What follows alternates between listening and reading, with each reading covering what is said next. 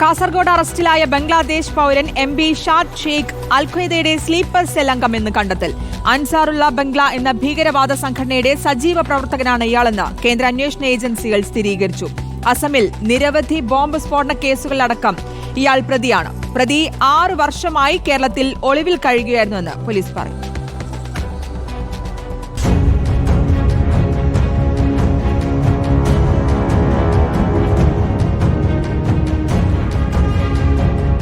കഴിഞ്ഞ ബുധനാഴ്ചയാണ് കാസർഗോഡ് പടന്നക്കാട് നിന്ന് ബംഗ്ലാദേശ് പൗരൻ MB ഷാദ് ഷെയ്ഖ് പിടിയിലാകുന്നത്.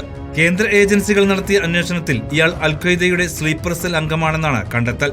ഇന്ത്യയുടെ വടക്ക് കിഴക്കൻ സംസ്ഥാനങ്ങളും ബംഗ്ലാദേശും കേന്ദ്രീകരിച്ച് പ്രവർത്തിക്കുന്ന അൻസാറുള്ള ബംഗ്ല എന്ന ഭീകരവാദ സംഘടനയുടെ സജീവ പ്രവർത്തകനാണ് പ്രതിയെന്നാണ് അന്വേഷണ സംഘം പറയുന്നത്.